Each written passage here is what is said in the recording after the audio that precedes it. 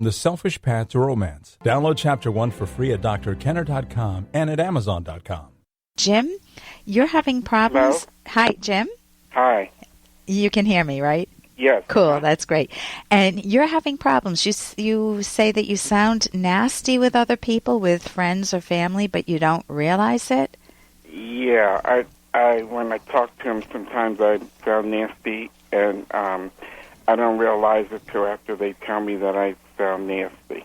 Okay, so they're picking up a pattern, and you would like to change it. What's the benefit to you of changing it?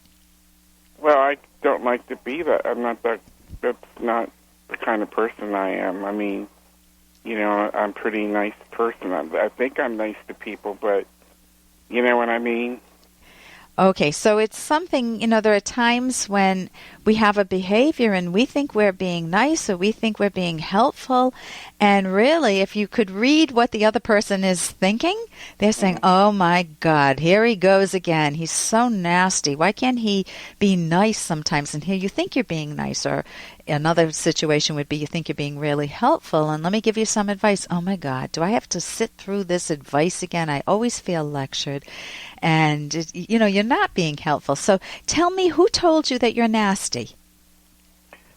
A friend of mine told me, and, I just get the vibe that sometimes after I say something to some people, I sounded nasty. Okay. Can you give me an example, something that happened recently where you felt like you just had that edge in your voice or you said something in a way that was off-putting? No, I can't think of, not think without thinking about it for a while. Okay. Can you be nasty to me then? Laughing isn't going to get you there. Yeah? I do it and I don't know I'm even doing it. That's the thing. So maybe if we talk a little bit, you'll be nasty to me and I can let you know?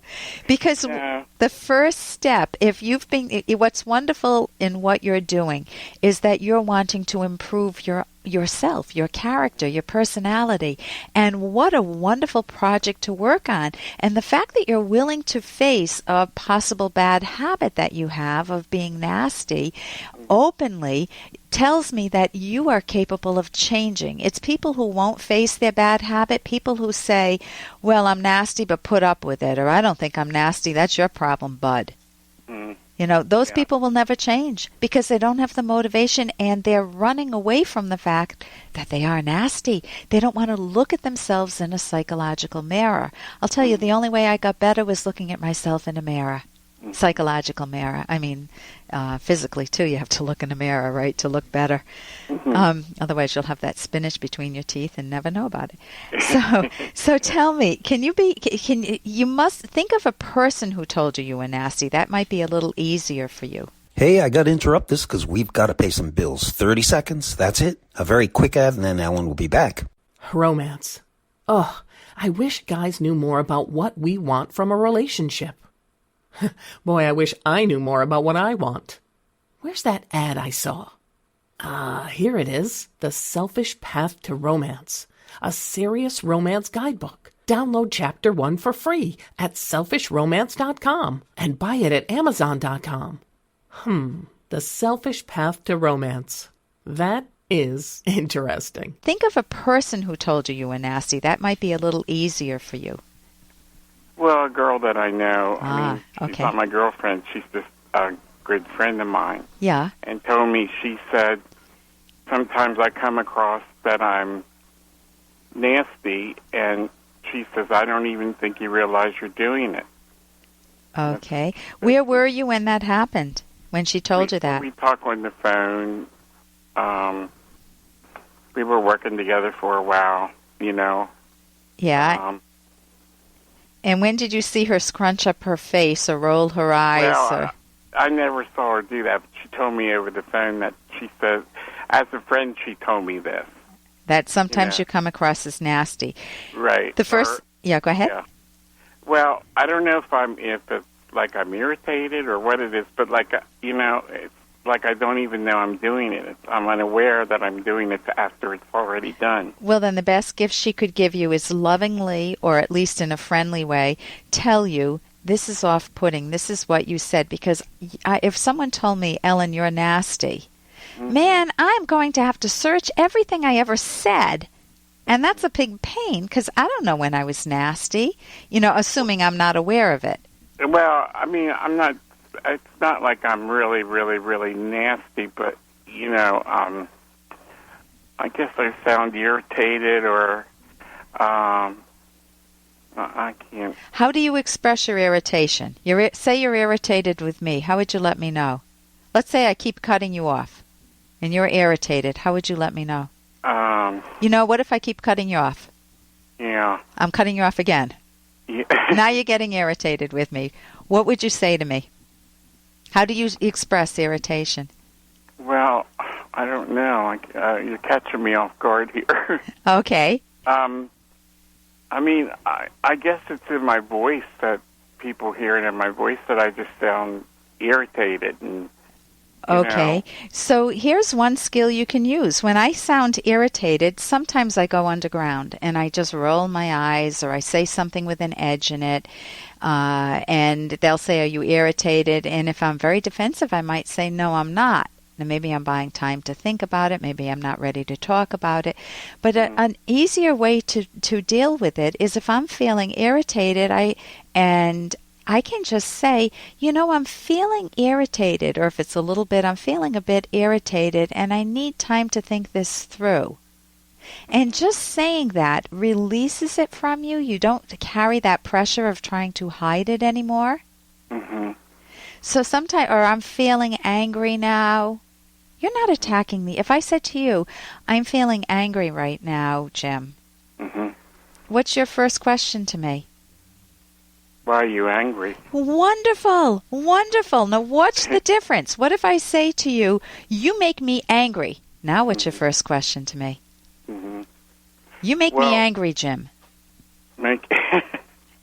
You don't want to ask me why, right?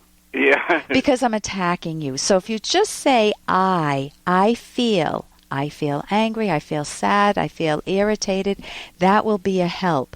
And I would definitely ask that girlfriend and anyone else who says that you are nasty to give you one or two examples, and then you can come up with you can ask them, how would you like me to say it differently? And that may be helpful too. Listen, thank you so very much for the call, Jim. All right, thank you. You're welcome. And here's a little more from Dr. Kenner. Where do you live? I told you, with my mother. Well, where does she live? 179th Street in the Bronx. All right, I'll take you to the subway. Like hell you will. You buy me a cab. Why'd all you dames have to live in the Bronx? You mean you bring other girls up here? Certainly not. I'm a happily married man.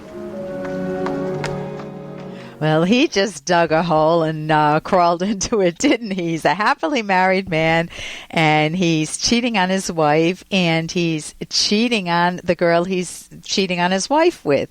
And he's in a real mess, and I would hate to be that guy because he is living multiple lies.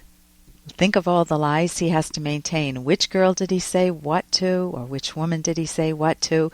And the fact that he's got a family or he's got a wife, he is really messing up his mind. What do you do when you mess up your mind like that?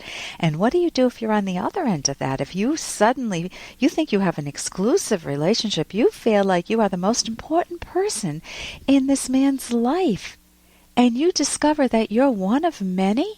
And you dames just want a cab. You can't take a subway home. That's his attitude. What if you have that crushing moment of realizing that you're not important? You're not important to him. You need to be able to maintain the idea that you're important to yourself and treat yourself as you would your own best friend and help yourself absorb the blow of an affair so that you can come out stronger at the other end. For more Dr. Kenner podcast, go to drkenner.com and please listen to this ad. Here's an excerpt from The Selfish Path to Romance, the Serious Romance Guidebook by clinical psychologist Dr. Ellen Kenner and co-author Dr. Edwin Locke. Stress is an integral part of most people's lives today. Perhaps the most common cause is time pressure, although money is often an important factor as well. For many couples, there's too much to do and too little time, or too many bills and too little cash. Partners can help each other in times of stress. Be a good listener, not an unwelcome advice giver, which only adds to the stress. Provide serenity and a restful environment for each other. Make your home a sane universe. There, everyone is treated with understanding, benevolence, and goodwill. Give your partner moral support and encouragement, and help your partner find solutions to practical problems, if help is requested. You can download Chapter 1 for free by going to drkenner.com, and you can buy the book at amazon.com.